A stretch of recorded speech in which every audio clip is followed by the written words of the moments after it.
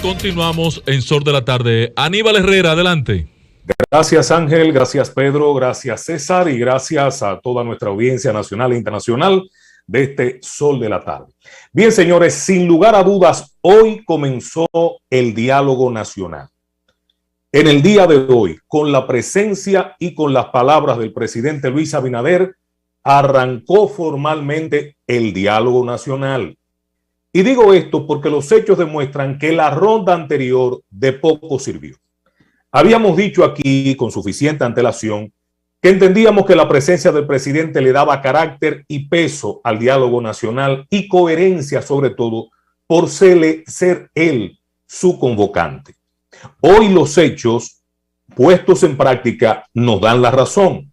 Por eso saludamos con mayor énfasis la presencia del presidente Luis Abinader en este diálogo nacional, que como dije, comenzó con dos expresiones que para mí tienen mucho valor. La primera de ellas, no se pueden materializar las 13 reformas sin una modificación constitucional, sin una reforma a la Constitución de la República. La otra, no hay democracia sin palabras ni hechos. Ustedes deberán recordar que ayer en nuestro comentario decíamos que había llegado la hora de pasar de la palabra a los hechos y que esto de la Operación Falcón debía mover a nuestra partidocracia y a nuestras instituciones sentadas todas en el centro de convenciones del Ministerio de Relaciones Exteriores a pasar a los hechos concretos y darle garantías a este país de que a partir de ahora se le iba a cerrar la puerta y se iba a botar la llave del candado al dinero sucio y a la presencia del narcotráfico. Sin embargo, ese tema hoy, hay que decirlo con claridad, brilló por su ausencia. Creo que lo único que se acercó fueron las palabras del secretario general del Partido de la Liberación Dominicana, Charlie Mariotti, cuando habló de que se iba a hablar más adelante de metodología, pero que no se hablaba de temas fundamentales que estaban afectando en este momento a la sociedad dominicana.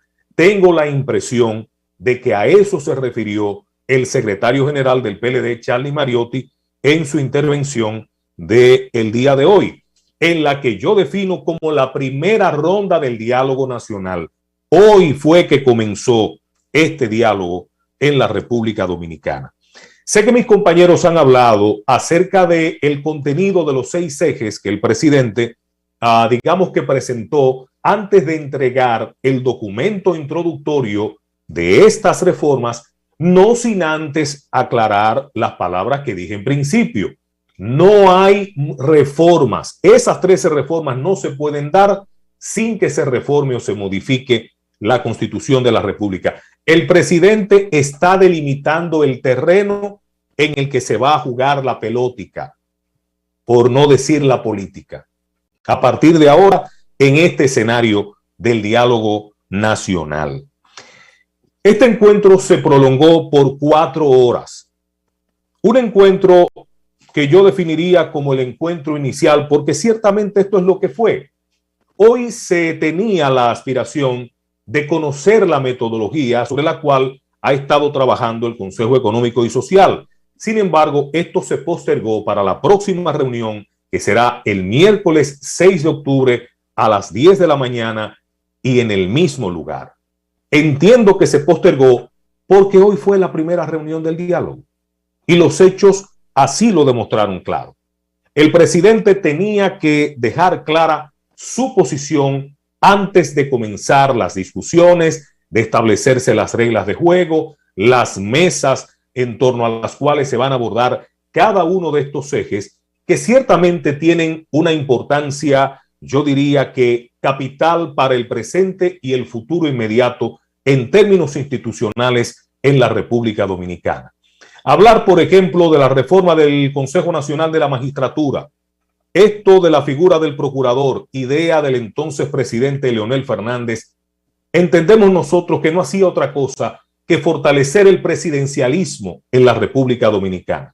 porque le daba a la figura del presidente que en caso de un empate y por ser su nomenclatura par, le daba al presidente el voto de desempate.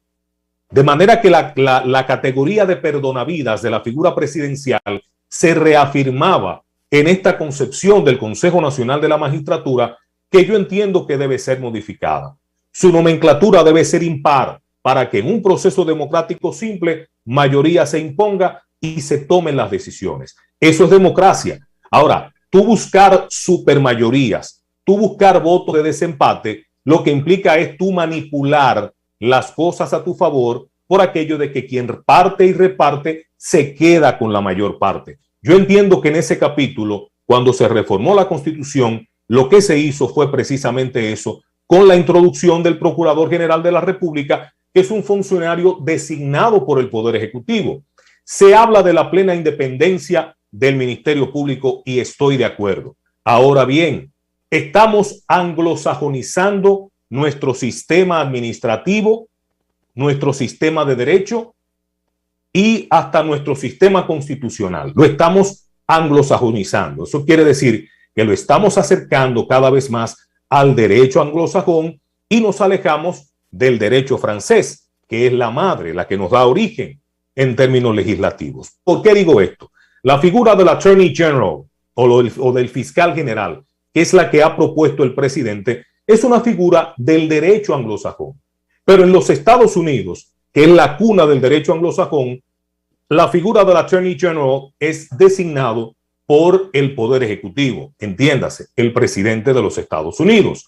La única forma de que haya un ministerio público independiente verdaderamente es que no lo designen ni el presidente, ni el Congreso Nacional, ni las altas cortes. La única manera, yo esperaría que me demuestren otra para ponderarla, sería que esa figura fuera electa, cosa que no será así, porque es dependencia del Poder Ejecutivo. Esa es la naturaleza. Habría que modificar la Constitución y en ese aspecto fundamental establecer que sea una figura electiva. Es la única manera de garantizar una real independencia del Ministerio Público.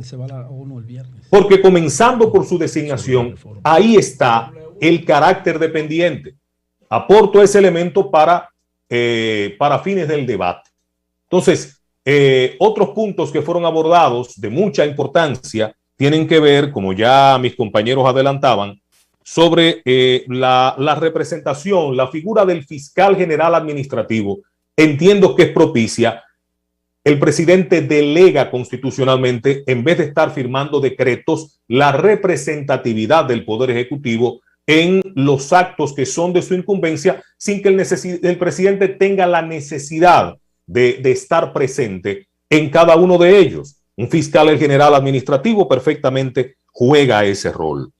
En el sistema electoral, no se puede hablar de una reforma al sistema electoral solo mencionando la Junta Central Electoral y el Tribunal Superior Electoral. Hay que mencionar a los partidos por aquello de las asambleas generales. Correcto. Hay que hablar de la ley de partidos. Hay que hablar de la ley del régimen electoral. Todos esos son aspectos que no fueron mencionados de manera particular. Yo espero que cuando se vayan a discutir estos temas en las mesas, esto salga a relucir, porque no se puede hablar de reformar el sistema electoral sin pasar por todos estos puntos. No puede descansar solamente en los árbitros. ¿De dónde emana la democracia? ¿Dónde nace la democracia? En los partidos políticos. Correcto. Entonces, las primeras instituciones que tienen que democratizarse, diafanizar y transparentar sus mecanismos son los propios partidos políticos. Así es, Aníbal.